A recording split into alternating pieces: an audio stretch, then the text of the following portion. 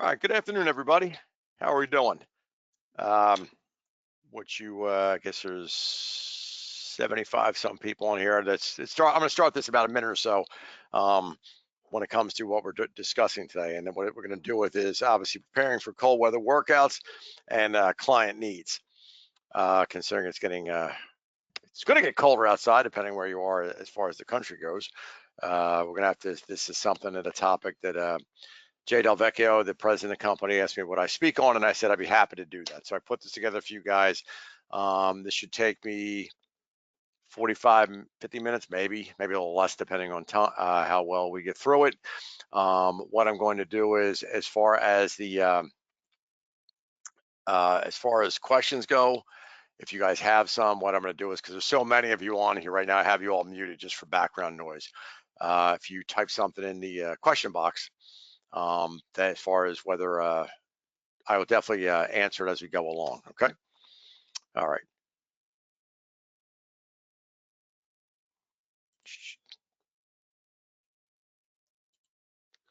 Okay. I'm going to mute my camera at this point because you don't see me as we go along with this. Sometimes I'll turn it on and turn it back and forth. For those of you who've never met me before, my name is Mark Cassidy. I have been working with the World Instructors Training Schools for over 20 years. I have taught a lot of classes. I've wrote a number of articles for them. I've actually done a number of webinars.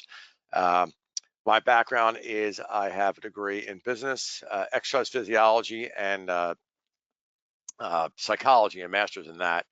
And I have a member of the National Strength and Conditioning Association, along with the Association for Applied Sports Psychology and the American Heart Association. So I have lots of things as far as letters be that I can associate myself with. Um, and like I said, I'm happy to do this for you guys today. I'm hoping you get something out of it. Okay. All right. When it comes to preparing for cold weather workouts with your clients, sorry, little problem with the advance. Hold it. There we go. Okay. As I had mentioned, my camera's going off. Okay.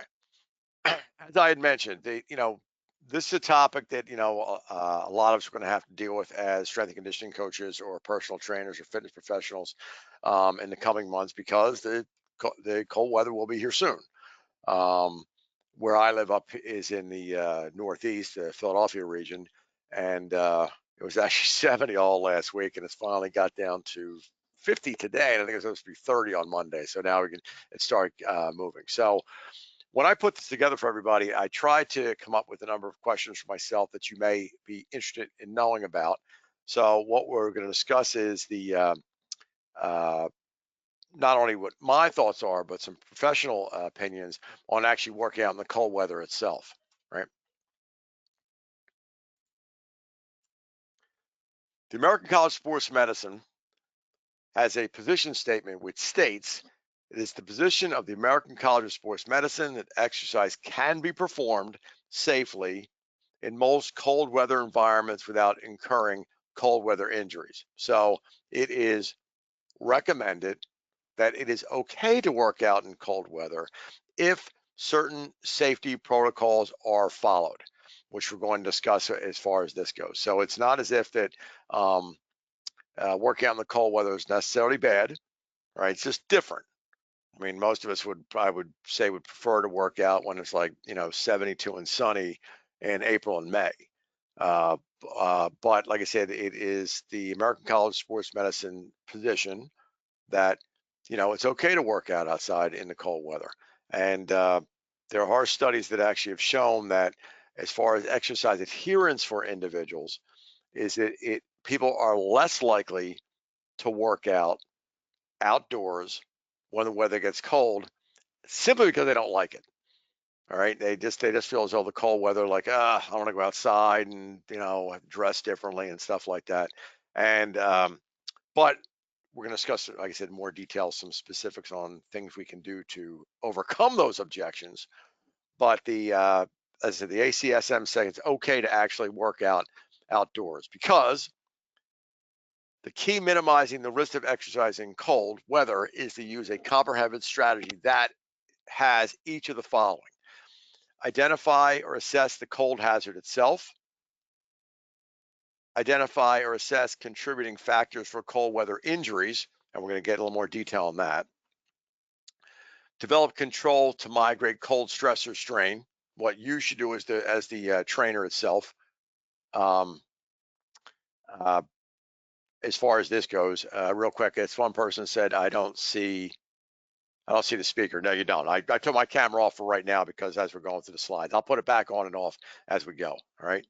Uh, implement controls into a formal plan. So if there are problems, what do you do? And utilize administrative oversight to ensure controls are enforced and modified. So basically, you're being a leader when it comes to that, as far as training yourself and or your client or clients, plural. It is thought that coaches, athletes, medical personnel know the signs, symptoms, and risk factors for hypothermia, frostbite, and other non-freezing cold injuries. I have a number of slides we're going to talk to about that coming up.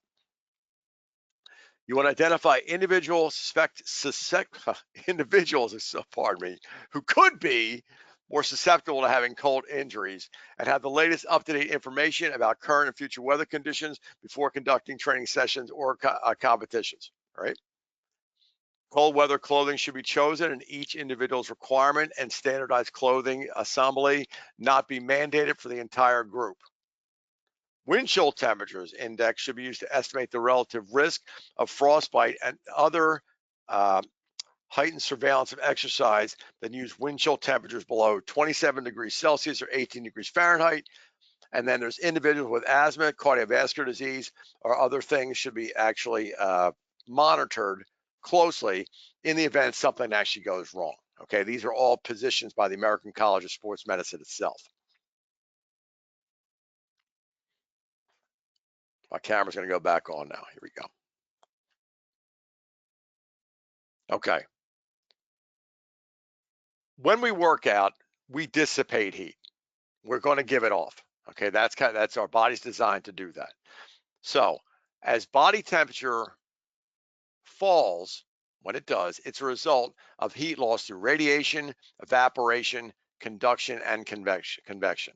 Okay, if you are had taken the World Instructors Training School's personal training class with me anyway, that I've gone over the actual definition of each of these things. But basically what they're saying is there's 4 ways that we actually lose heat while we work out.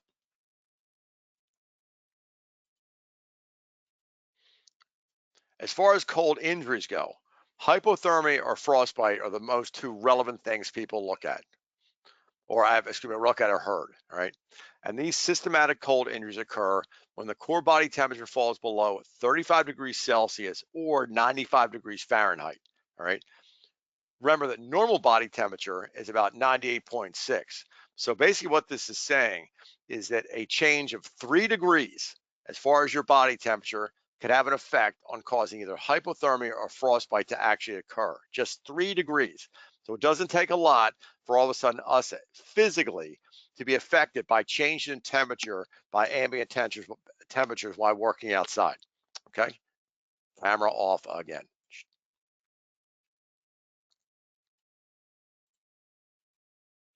When your body temperature drops, your heart, nervous system, and other organs can't work normally. So they're not doing what they're supposed to.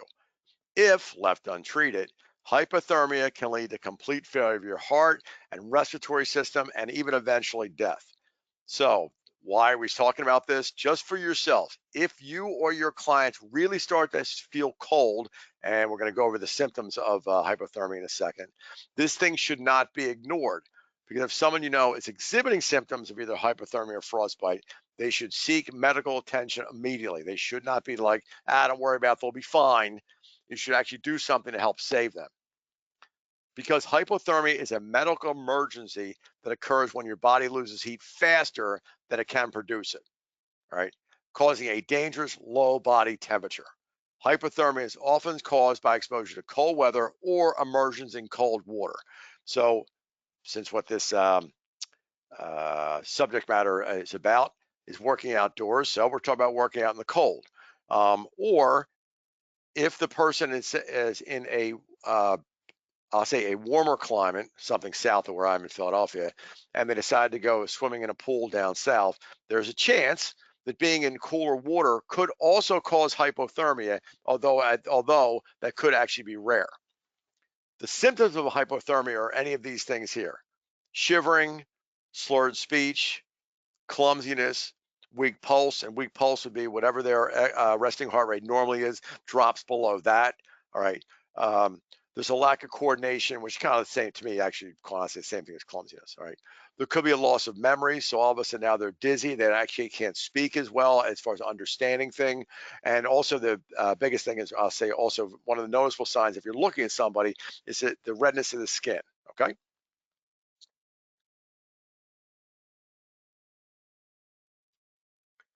Although frostbite is often considered minor and hypothermia is considered the worst of the two, it can cause permanent tissue damage. Frostbite is a condition where the skin and underlying tissue starts to freeze. It leads to a loss of feeling and color in the areas it affects. It causes pain, usually extremities such as the nose, ear, cheeks, chin, fingers, and toes. So basically, it's the things furthest away from our body or furthest away from our heart. All right. Frostbite can permanently damage the body and, in severe cases, lead to amputation. Okay, and amputation basically means they'd have something itself cut off. People have a greater chance of developing frostbite if they have poor blood circulation. So somebody with actually circulatory problems is more prone to getting frostbite while working out outdoors because the blood does not travel to all the areas in the body as it should. The other thing is if they are not properly dressed for the extremely cold temperatures. Camera going back on. Uh, I have to admit that obviously from looking at me, I'm not actually, I don't consider myself a young person, right? But as far as being not properly dressed, one of the things I will tell you is, and we're going to get more details what type of clothes to wear and how to do that, is that if you're dealing with clients and you're working outside, like as the temperature drops, I'm not a big fan of working out in shorts when it gets to wintertime. I know people who do it, right? I've seen it, but I don't actually consider that a smart move from a physical performance standpoint or from a be able to retain heat type standpoint. I've like say myself worked out with guys sometimes when I was in college who would like to run around the track in shorts themselves no matter what the temperature was, and I try to tell people that that probably is not a smart idea. Some people say that they tolerate the cold better than others, which I do think it actually can take place, but as far as your client itself, I would not recommend doing that just for your own liability sake. Okay. Now, what are the signs or symptoms of actually frostbite? The There's white or grayish yellow skin areas wherever the frostbite's taking place. The skin itself can feel unusually firm or waxy. So as far as it's almost like it's like sort of a candly type feel to it, and the area itself is numb. The thing which is important for us to remember is what I have here at the bottom is a person who has frostbite may not know they have it until somebody else points it out. And the reason for that is because the body part itself is already freezing up. All right. So they can't feel it and don't even recognize it. They'll look at their hand and go, oh my gosh, look at that. All right. Frostbite and hypothermia type symptoms can occur in 40 minutes or less. So you don't have to be outside for a very long period of time in colder temperatures for either frostbite or hypothermia to actually take place. So it doesn't have to be very long before it actually happens. Okay, camera off.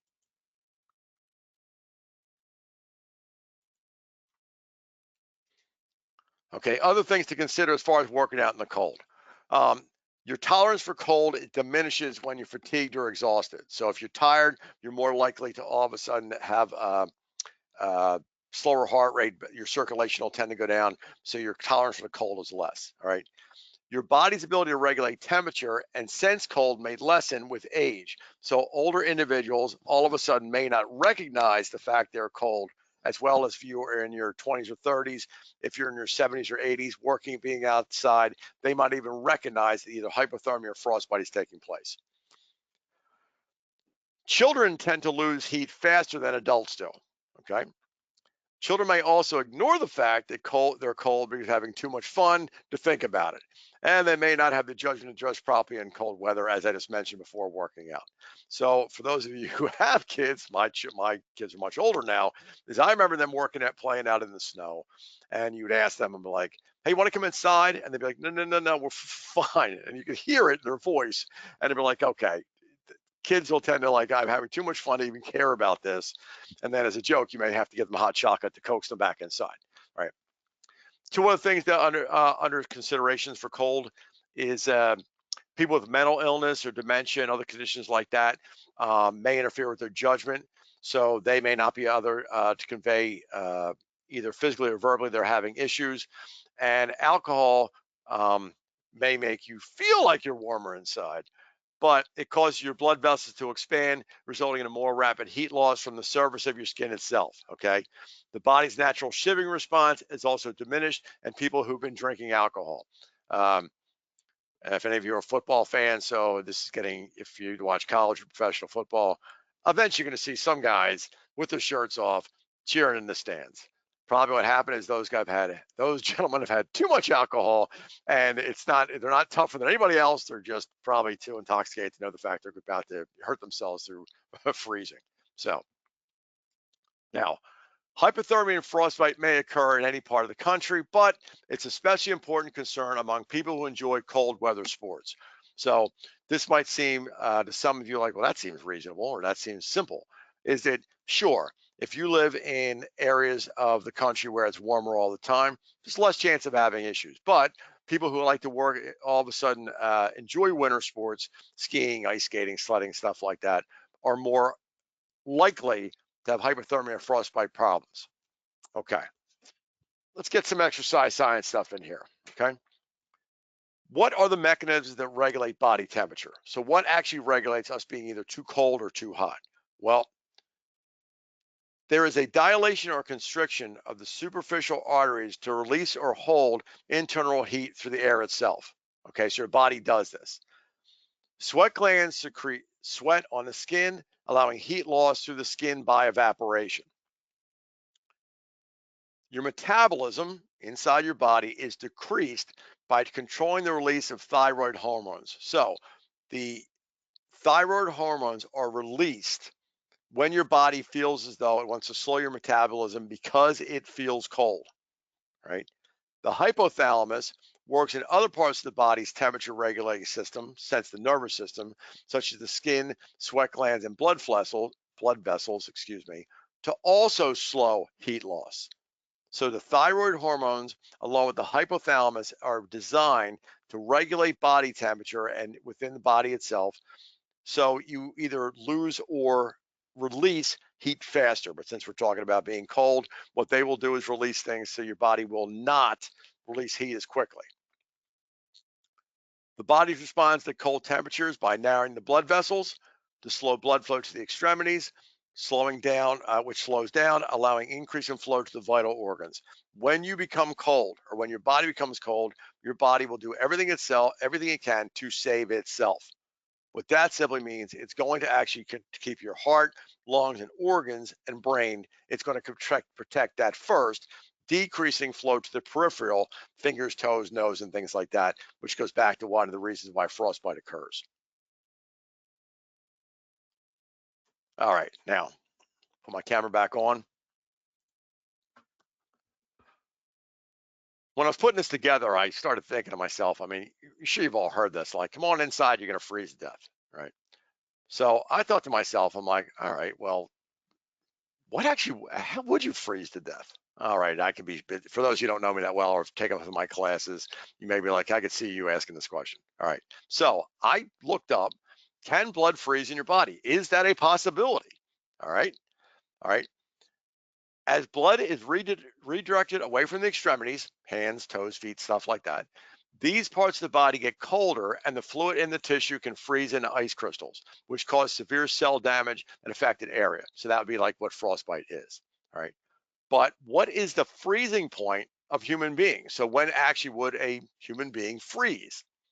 And what I found out was humans will freeze to death when their internal body temperature drops below 70 degrees. Now remember, I said that 98.6 is what we are normally. When you get to 95, all of a sudden you start showing signs and symptoms of frostbite or hypothermia. So you have to drop your all the way to 70 degrees for actually death to occur. I will tell you, I don't think that would happen with any of our workouts. At least I hope that doesn't happen to your clients. But I thought it was the number itself was interesting. I did also find a couple of studies said where it is possible that someone could freeze to death in 40-degree air temperature alone, but that would be rare. Normally, for something like that for happen, is the person is completely underdressed, and all of a sudden they're working out outside for an extended period of time, and then ignoring the fact of all the signs and symptoms they actually have. And the other thing which I put here on the blood freezing point itself, blood itself it will actually would freeze, so you'd be rock solid at absolute zero temperature. So I don't think we're pretty good as far as not having to worry about that too much when we come to our workouts. The reason for this is, as far as the absolute zero, is that blood maintains temperature because receptors detect temperature and change in the blood itself. Part of the hypothalamus is what I talked about before.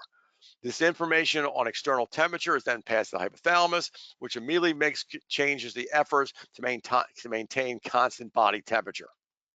All right. So the chances of any of us working out and looking like these people would, as far as snowmen, probably, like I said, would be rare and probably would never happen itself. But like I said, for ourselves, we have to understand the lower the temperature gets, the more susceptible people are to actually frostbite and hypothermia. Okay. Camera off. Okay. As far as some of the exercise science when it comes to us, our industry, warming up and cooling down, such as stretching or walking in place to prepare to restore your muscles before and after workout, is just as important as it is when the weather's warmer. There are studies that show that the warm up should be lengthened and administered with gradual progression and intensity as tolerated because the cold weather itself doesn't allow for the body to warm up as readily as it would if it was like June or July. So the muscles themselves, the ligaments, the tendons may take longer to warm up to do activities outdoors in the cold weather rather than they would if, like I said, if it's in the summer months. So you might, if you say it takes for yourself or your clients, it takes them, let's say, 7 to 10 minutes to warm up. If the weather's warm itself, like I said, June and July, you may have to take a longer period of time, maybe 15, 18, 20 minutes as far as the warm up part of the workout in order for them to reach a proper body temperature to actually go out there and perform whatever you want them to do.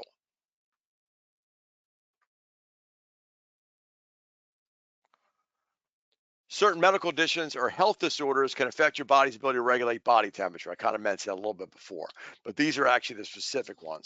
Examples include um, uh, underactive thyroid, poor nutrition, uh, anorexic, diabetic, or severe arthritis. Parkinson's disease is another one.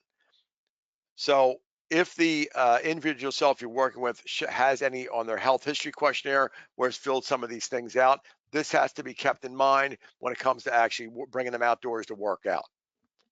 There are medications or drugs that can change a body's ability to regulate temperature as well. Examples include antidepressants, any sort of narcotic pain medication, and any sort of sedatives, because all of these things actually will slow the body's response and then or acknowledgement of change to external temperature. So this can also have a negative effect as far as the working out and or increasing the chance of someone becoming frostbite or hypothermia. Cold environments also make individuals more susceptible to exercise-induced bronchospasms. Basically, if the air is chilled, taken in by the mouth and nose traveling through the airway may compromise pulmonary function. Simply put, if you're asthmatic and or your ability to actually breathe regularly is um, adversely affected by the colder weather. And I'm sure each of you can think about this. If you, when sometimes you go outside, say you're just working outside, sometimes you're just, walking to get your mail or go to your car and it's really cold and you start breathing. Sometimes you can feel it in your lungs where it doesn't feel as comfortable as it does if, like I said, the weather is warmer. Furthermore, the aerobic capacity may be reduced as the body now has to warm up the cold air that's being inhaled. So there's a slight delay in the delivery of oxygenated blood to the working muscles. So oxygen comes in, the body has to spend more time warming it up in order to get into the bloodstream, in order to get it to the working muscles, in order to make ATP so we actually can work out.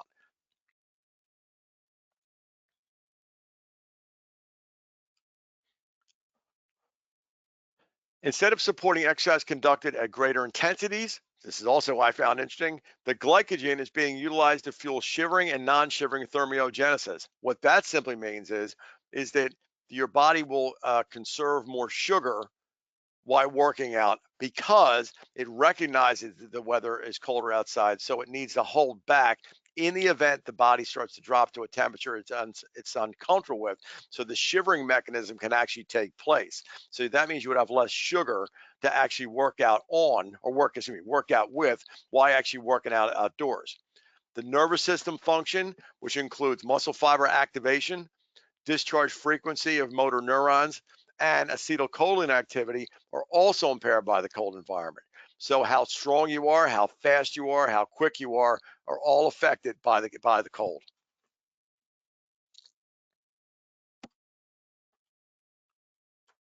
As far as energetic demands, working outdoors, it was shown there's an the energetic demands are increased in cold weather by about 400 calories an hour. Okay, what that basically means is that your body all of a sudden will use these calories, all right, to stay warm rather than use them for fuel to actually work out with.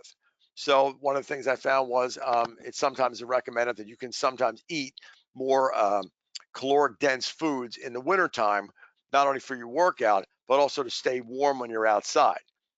Hydration, pardon me, hydration status also needs to be paid close attention to. Okay. The cold suppresses the thirst notification mechanism, the ability to say, you know something, I need a drink. I'm a little dehydrated. Hydration strategies similar to exercise in warmer environments should be practiced. So just because it's cold doesn't mean all of a sudden now the amount of fluid we need should change. Okay. Some people think if it's hotter, therefore we need more fluid. And from a physiological standpoint, it's somewhat equal. All right. One thing that could be recommended is taking warmer fluids in as an option when drinking it, because I know for myself, if it is much colder outside, you don't want to actually feel as though you want to take more cold fluid in. So maybe you drink something that is much more tap water ready, or maybe even something warmer itself. Putting my camera back on. From a training standpoint, um, we are mammals. Okay, so we are basically fat storing machines. So that's what I'm getting to this slide right here. Is that I've been at this a long time, and usually in the winter months, I have more people tell me they're like, "Mark, I'm working out, and I don't seem to be losing any weight." All right, and I always tell them the same thing, especially when we get to January and February. I'm like, "Just keep at it." Okay, this here is exactly one of the things we're talking about when it comes to people because hold on to body fat longer in the wintertime in order to stay alive. Okay, so that people's ability to look more thin skinned in the wintertime, especially if you're in cold areas, is much harder because the body itself is doing everything it can to hold on to calories in order to keep body fat percentage higher to stay warm and stay alive. So that if your clients, when you're working out with them, notice they don't think there's any much changing, tell them I said it will. We have to get to the warmer months so your body all of a sudden adapts, saying we don't need the extra calories and layers of fat to keep ourselves alive. Okay. So keep that in mind. So if you guys are newer trainers and you're like, well, and you hear this, the reason being is we said your body is storing calories to stay warm. Camera off.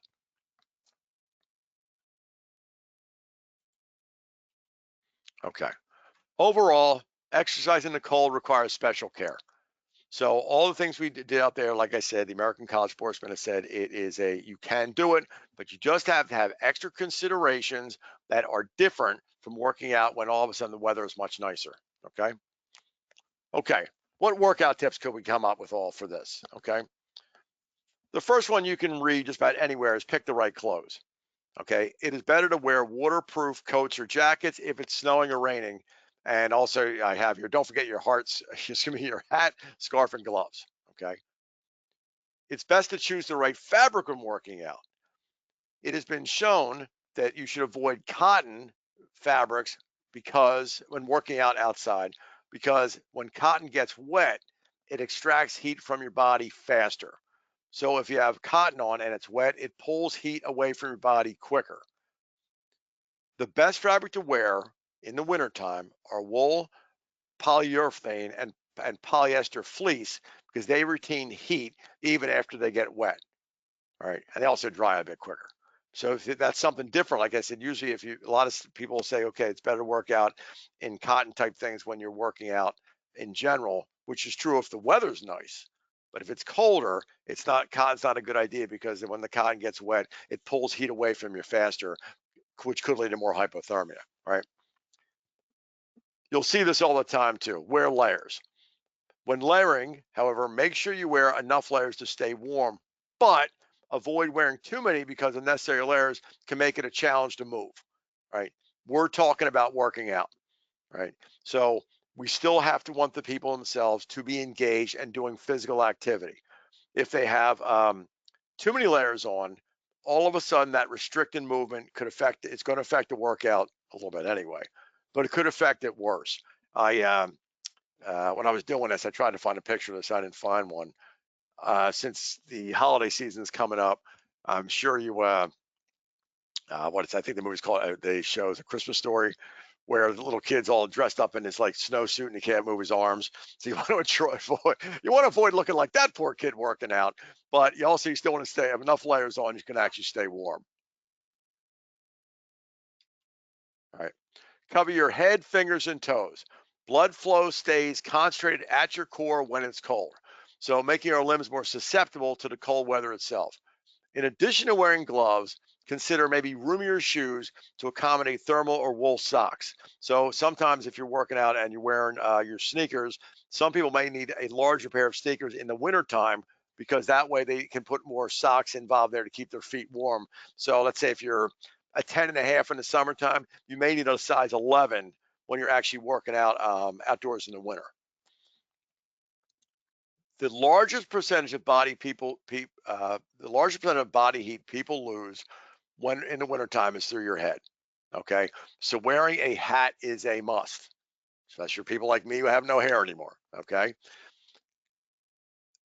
The other thing which I thought about for a while in doing this was maybe wear insulated boots. Now, I'm going to get to the working out part of this in a minute. Insulated boots paired with warm socks can keep your feet warm and safe. Insulated boots can also keep your feet dry because they don't allow moisture or snow into the boot itself. Now, for some of you being like, well, it's going to be hard to run in boots, isn't it? I'm like, yes, it is. But from a um, muscle endurance or muscle activation type concept, what you could do if you had the person work, if you're working outside in boots, I'm going to get to some, uh, in a few slides, I'll actually have a few ideas on different workout things you can do outdoors. Um, this will add more resistance to the person while they're working out. Now, could they run really far with this, like say 5K, 10K? No, I wouldn't recommend that. But maybe doing some other stuff that, as far as the boots on, will cause the person to actually have to lift their legs up higher, get more of a workout from a resistance aspect than it will from an endurance aspect. One thing you could potentially do when working out outdoors is wear latex gloves underneath your regular gloves themselves. This way, if you're doing burpees or push-ups or some other activity out there where you have to put your hands on the ground or something, um, if the gloves get wet, your hands don't get wet. Okay. The same goes for your feet. You can put small plastic bags on each foot. All right. Then your socks, then your shoes. All right. Actually, I should have put it the other way. You put your plastic bag, socks, plastic bag, then shoes. When I was little, right, I remember growing up that we did this all the time, right? I did this before ever we became involved with exercise as a profession, is that we would actually put my mom would put our socks on and then put bread bags, plastic bread bags on, and then put our boots on because what would happen is it would keep our feet drier, right? Now allowing the water to actually penetrate the skin, therefore allow us to be outside for longer periods of time and it wouldn't so biting. Right. The same thing with the rubber gloves. It's the water when it gets on your skin, which actually causes some of the more pain that people have as far as the stinging. So at least if you can keep it drier, it should be cold, but at least the water isn't penetrating the skin, causing the extraction of extra heat through your hands and your feet. Sunglasses can also be helpful even in the winter because they protect your eyes from sunlight and protect your eyes from ultraviolet rays um, uh, that can affect us. Also, if you think about this, in the wintertime, if it's snowing, there's a lot of sun glare off the ground itself, right? So which sometimes people will squint and things like that, and also people look, you're going to get a headache from this sort of thing. You also could not actually see as far as what you're doing, and sunglasses also help uh, decrease the high evaporation rate of moisture from your eyes because the wind won't actually blow on it itself. Be extra careful around snow and icy sidewalks so you don't slip and fall. Okay. Um, Wearing shoes give you proper footing depending on the exercising, and exercise surfaces have little or no snow or ice. One of the things that I know for myself is that, the biggest problem people have working out outdoors is in the wintertime is they're worried about falling. Okay. That is a possibility. But what you want to do is try to avoid this picture I found as far as everything's a sheet of ice when you go outside. I will tell you from a risk management standpoint, if it's that bad outside, I wouldn't go outside. Right. But the idea, if the when you check the weather forecast, if it looks really, really bad like this, you probably don't want to, it doesn't, to me, except for ice skates, there's nothing else you actually probably wear. Whoops. I'm sorry, my fault. Didn't mean to do that. I got something here as far as the question box. 1 second. I'm sorry. Give me 1 second. If you place plastic bags next to your feet as a runner, wouldn't the bag bunch up and potentially cause blisters and bunch point? Stephanie, that's why I said when I put that on there, I would have the socks, plastic bag, then sneakers is what I would do. I wouldn't have the plastic bags directly on your feet. So that's that. I'm saying that's my mistake in running that. I would have actually done it so that it's socks, plastic bag, and then actually the sneakers. Now, having said that, has to do with when you come down with program design. I'm not, you have to decide what type of workouts you're going to do and then match the footwear with it. Okay. I'm saying that if you were going to do long distance running, 5 to 8, 10 miles, I may not use plastic bags at all because I would figure at that point, you're not, where you're running is, you're not really, your feet aren't going to get wet. But in some of the things I'm about to talk about in a couple minutes is that there are times if you're actually working out in snow that you may need the plastic bags. But if that's the case, you're probably not running that far to begin with. All right. If you want to, you can just time, does that make sense? Yes or no in the question box. And if it didn't, I'll try to do it again. Why? Oh, I hate when the screen does this. Give me a second here. I don't know why it's doing that. My fault, guys. Hold it.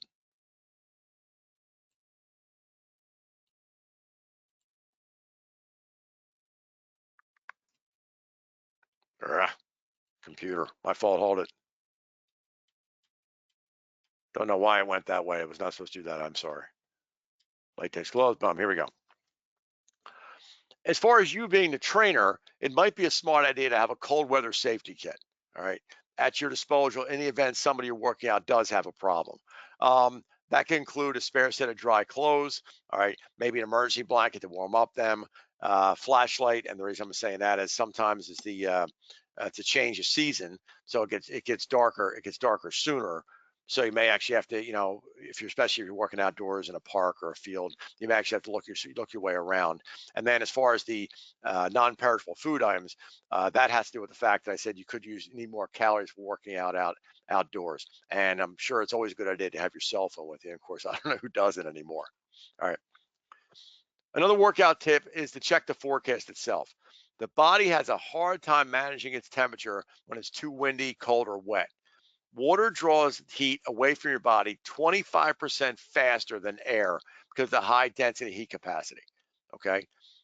Freezing wind chill can make the outdoors feel much colder than the thermostat, even assuming the thermometer even reads. So, wind pushed air and moisture through your clothes and removes the layer of warm air that surrounds your body itself. So if like I mentioned before, if it's that icy or that windy or that rainy, the consideration may be like to take the day off, because if you are if you're doing it for yourself, that's one thing. If you're getting get a bunch of people to come outdoors with you to work out, and they feel as though they have to because you're their trainer, and as somebody who's done this, sometimes we have a lot of say over what our clients actually do with us, because they have enough respect for us and they actually want to impress us as far as what they because we are role models for them. That you want to be careful that if the weather is too bad, that they maybe all of a sudden either going indoors or taking the day off could be a solution. Change in season, focus on mental health benefits, right? People feel better, less stressed, and more relaxed when they work out. Okay. This can be especially important during hectic holiday season and when times when many suffer from seasonal affective disorder, because when there's less daylight out, some people actually all of a sudden have a feeling what is termed sad, because they don't see the sun very often. So working out outdoors, outside, recognizing the scenery, can be beneficial to people, just because in getting the amount of sunlight that they can, even though there's less sun out there. I was on another conference this morning with the where the college where I work has to do with the psychology department dealing with patients, and one of the things we brought up to them was that um, the seasonal affective disorder, which is real for a lot of people, and my suggestion to them is take the sunlight when you can get it. So if you can get outside for a while and get the sun, that can make you actually mentally feel better, even if it's for 10, 15 minutes. I said even for for the seasonal affective disorder, even before, if you're going to put this to a workout idea, maybe have the person stand in their doorway. I can do this in my house, I have a big glass window, and I can feel the heat from the sun through the window inside, which makes you feel better. Right. And the last thing I have here is enjoy the scenery. All right. Don't forget that being outside likely means a better view, no matter where you live. So I know for myself and my wife, once in a while during the holiday seasons, maybe after dinner we'll decide to get a little extra workout and go for an extra walk. And we walk around the neighborhood and we look at all the lights. So if you live in an area where this is possible, go do that. Okay, because you're going to expend a couple extra calories, and then also you'll be able to get some mental health benefits from it.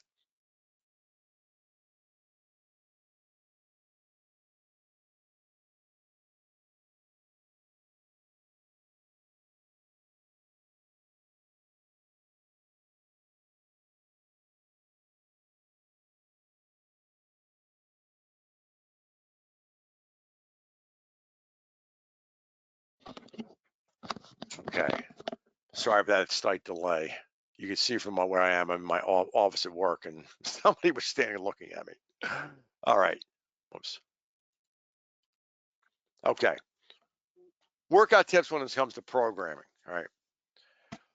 I broke this up into four different sections. And the first one, as far as what you can do your walking workouts, jogging workouts, or running workouts outdoors in the cold. We've already discussed the fact that you need to be sure of the uh, footwear you have, the clothing you wear, and things like that. Okay, so as far as working out, you can have the same design that you do normally when it's either spring, summer, or fall in the wintertime as well, provided that all of a sudden it is capable of doing that, depending on the other circumstances when it comes to either usually what has to do with it as far as surface area that you're actually working on. So your walking, jogging, running workouts can all be the same thing as far as design as you even in the wintertime. Now, what can be different is you can try to do hill workouts, turf workouts, or agility workouts. Okay. If people aren't actually used to doing this can be something creative you can do with them during the winter that you normally wouldn't during the summer. Think about this. If you have a uh, had to try to do hill workouts in the snow, that's much more difficult all right, when it comes to actually movements and types of movements than you would if actually you actually were just doing the stuff in the spring, whether it's just grass. Okay, all right. The same thing if you were lucky enough to be in an area where it has a high school or college with astroturf on it. The feel of the turf is different when it is cold rather than when it's warm. So sometimes what's going to happen is the movements that you do will be much more exaggerated, causing the muscle fibers themselves to be worked in a different dimension or excuse me, diameter that they wouldn't be otherwise. Okay, so you have to be much more conscious of actually the actual position they're doing it and how quickly they're doing the exercise themselves. Outdoor gym equipment and plyo workouts. Outdoor gym equipment is very popular now. It is up here where I'm in the Northeast. There's lots of places which in public parks and uh, high school, college, even middle school settings that have put these type of devices outside now, particularly because COVID had happened. Right, utilizing them could be a different way of working out than you normally would as far as the summertime. I know for one thing is that one of the problems working out this stuff during the summertime, uh, there is usually an insect problem. And also sometimes if it's out in the sun too long, touching it makes it really difficult because it's hot. Because the metal actually retains the heat. So now, because the weather's cooler, you don't have to worry about that as much. And most time you'd have gloves on anyway. So now all of a sudden, also working off this equipment, there's no longer the insect problem or bugs or anything to go with that. So you could use this for a while, do this for a while and take advantage of the fact there might even be less people on it because most people don't want to go outside because it's cold anyway. And then your plyometric workouts off this type of equipment, your leaping and bounding activities could be much more slow and controlled because you don't want to worry about the slip and fall. So where you set this up is the shoes you're wearing could be different. All of a sudden, I mentioned before about wearing boots. Therefore, that becomes as more resistance that the muscles have to overtake to actually do the leaping and bounding activities, which could increase muscle strength itself. And the last thing I have as a workout tip is either partner workouts, game workouts, or skill workouts. Right. If you're a personal trainer or fitness coach, more than likely you become the partner. Okay. So you would have someone else do something with that. All right. Sometimes because it is harder for people to get motivated to work out in the wintertime, they will look for partners more readily. Okay. So there's a chance they may want to hire you guys because of the fact that they think you're going to be that good at what you're about to do. All right.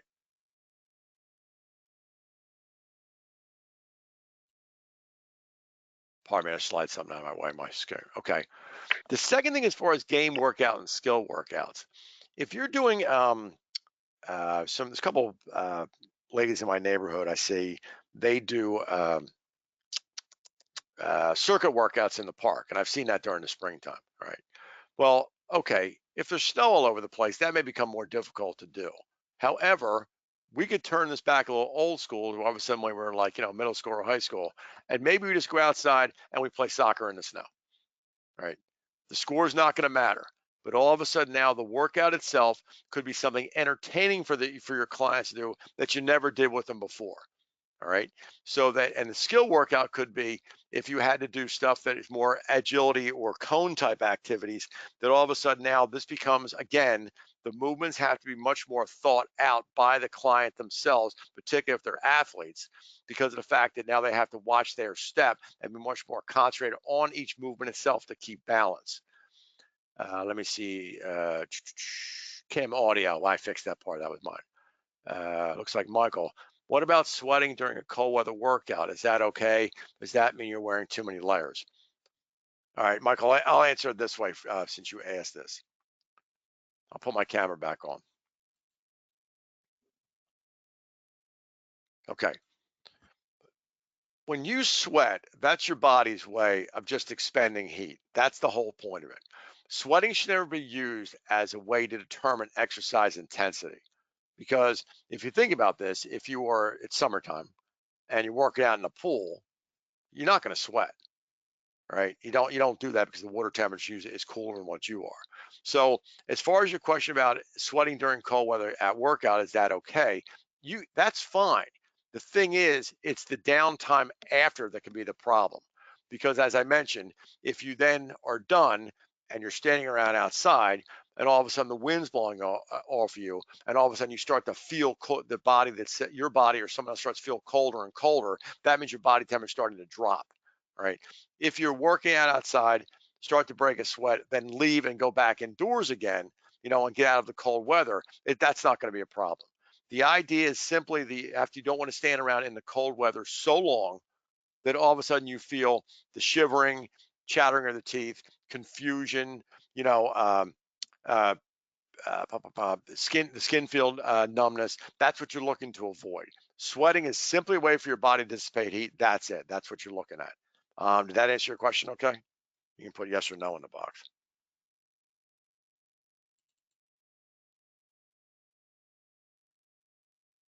To answer too many layers, if you can always take the layers off if you feel like you're too hot. Okay. Very good. All right. Camera off. All right.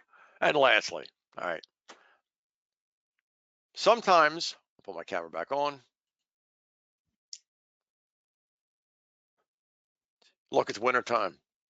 Sometimes being creative is just doing something fun. All right.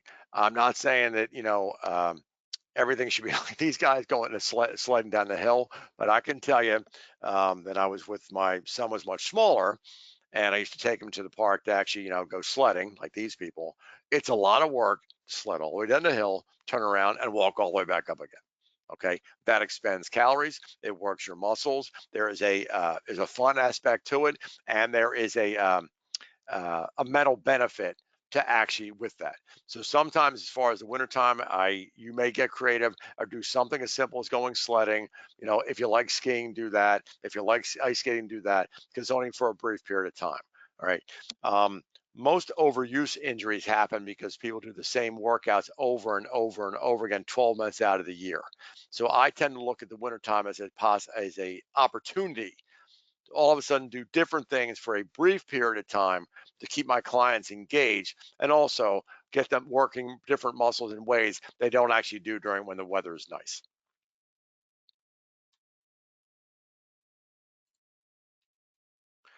Um, for a safety measure, just in case, as I mentioned, if you are going to work clients outdoors, there could be different risks for that.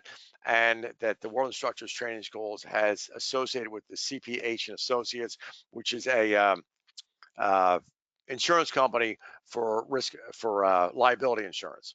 So I'm just showing you this here. The link right there is to actually the company's website, as company's site itself for us on our website, witseducation.com. We also have this link in the event you actually want to protect yourself and your business from any sort of legal problems. They can help out with that. All right. Whoops. All right. I want to thank you all for your time. Now, does anybody have any other questions they would look to discuss, things they said, something I said that I'm like, you know what, I'm not sure about that. Can we talk a little more about that? Oh, Alicia, I have a question here.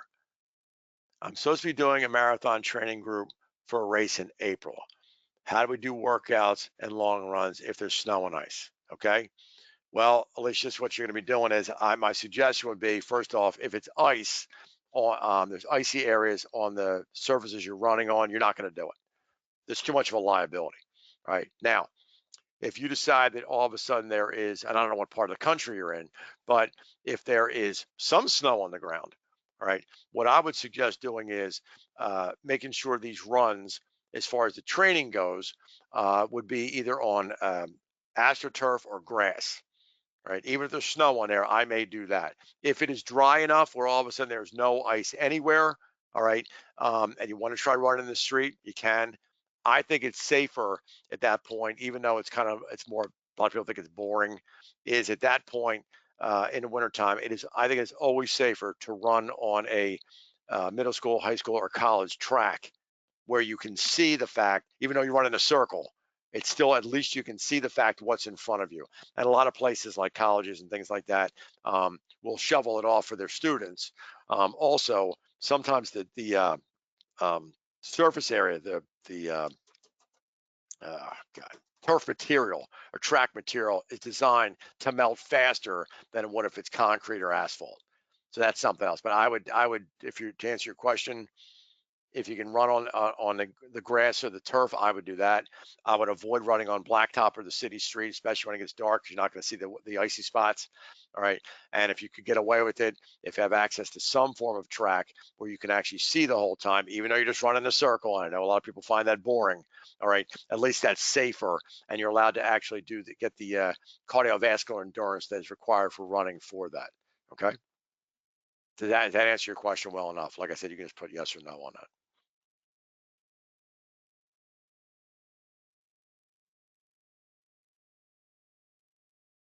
You're welcome. I will tell you that on something silly, because I have another couple of minutes here, is back when I was in high school and college, once in a while, more high school, I say, not so much college, because college we had access to the gym. There were times in high school we didn't have access to the gym, so myself and my friends would actually shovel a couple basketball courts in our area and go play basketball outside. Right now we wore sneakers, right, but we still had we actually wore gloves uh, while we played because it was too cold otherwise. And one of the reasons we did that is actually to work on our skills when it came to actually ball control.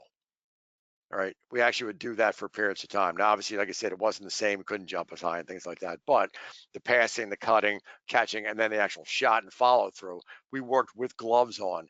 So all of a sudden, when we were inside in the gym itself, the feel for the ball was much stronger. I should have gave it. I could have gave you that example when I talked about skill workouts. Work on things that people need to have done with more doing the same stuff, understanding the fact that the clothing is going to inhibit it. But once you take the clothing off and you have to do it, it makes it easier to do. All right. What else you got? Anything I've got else? I've got something for you, Mark.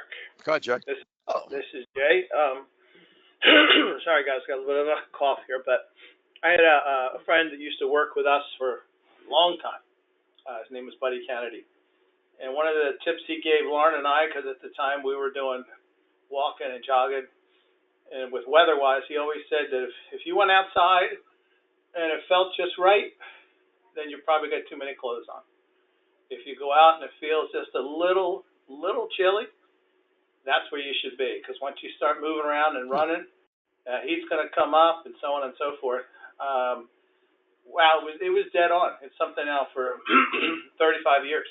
We basically have carried with us when we do any kind of outside workouts.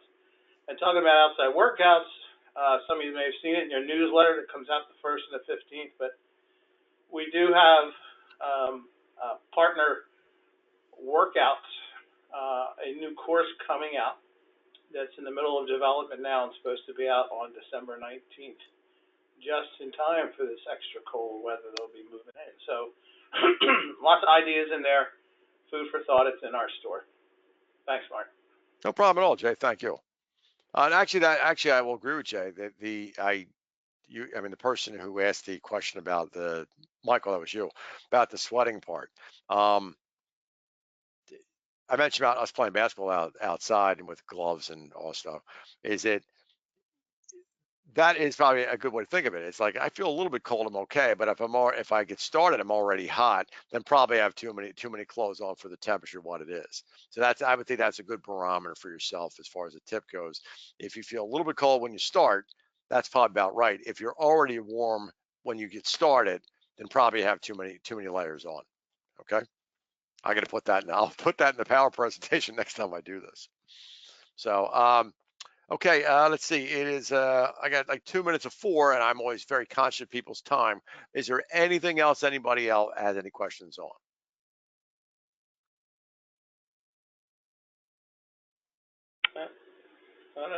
That's beautiful, Mark. I appreciate your time and helping us out with this, getting it across so people can utilize some key points as we're going into that key season. Thanks, buddy. Okay. All right, great, no problem. Like I said, if I'm right, you guys, Jay, you can tell them about the logistics as far as the quiz or stuff like that. I don't actually remember the rules for all that, so I apologize. Right, gotcha. It will be going in your recording. Everybody who attended here, we had 130 attend of the, oh gosh, almost 200 that registered. So the 130 will get the quiz. You got to get it in back by Monday by 5 p.m. So plenty of time to run it through, especially since this is a Wednesday, and get your one CEC. You need 80 percentile or better to get the CEC, because it shows us you did what? You retained it, you digested it, and you know how to apply it when faced with a question on it, because your clients are going to ask you. They'll come out of left field with all kinds of stuff. So hopefully this one helped you lay out some things and maybe do some more research in certain areas that you're planning on. So thanks for your time, everybody. Okay. All right. Everybody enjoy your day and stay warm. There we go. Thanks, Marty. All right.